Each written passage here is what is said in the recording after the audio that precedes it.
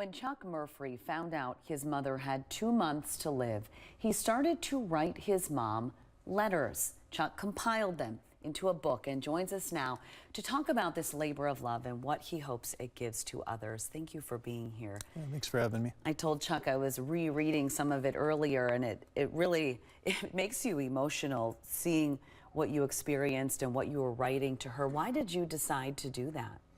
So on July 7th of 2023, my brother and I took my mom to an oncology appointment here in Madison, and that's when we found out that there was no more treatment to be done. And so the first question was how long?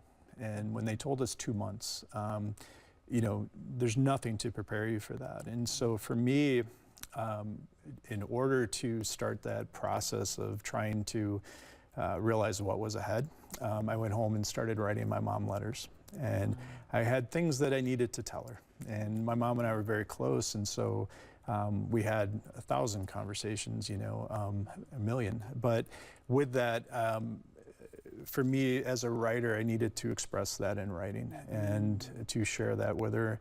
And then the book itself came about from my mom. She was the one that recommended that I take the letters and put it into a book because she realizes how many people are grieving, you know, for somebody that they have lost or somebody they're losing, and you know that grief connects us. What do you hope your letters to your mom offer to others who might pick this up?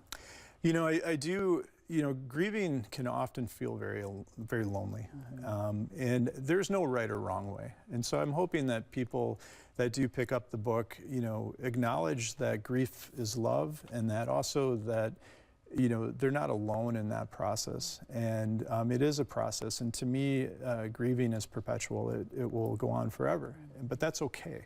And I think to normalize those conversations and to get people talking about how they feel about it, because losing somebody, you're never prepared for it. And I think that from the reading, I hope people understand that the emotion that's in there, but it's really about love. So 2 years in, you're still grieving. Yeah. Very much so, yes. Do you have, there were 23 letters, I think, right? Yes. Do you have a favorite or one that means the most to you? They all have parts in there, I think, that are very meaningful. And to me, there is a letter, I don't know which one it was, but there's a letter in there that I do talk about my mom grieving for her own death. And I think that that's important to acknowledge, because the people that love the person that's dying, you know, obviously we're grieving, but also to recognize that the person that's losing their life and losing the people that they care for, they're grieving for their own, you know, their own departure from the world, and that's really tough. And that was something I wanted to try to dive into a little more and understand and have those conversations with my mom.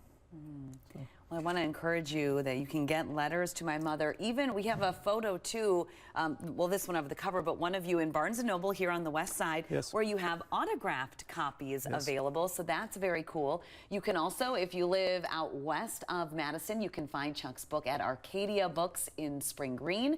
You can also check out his publisher, orangehatpublishing.com.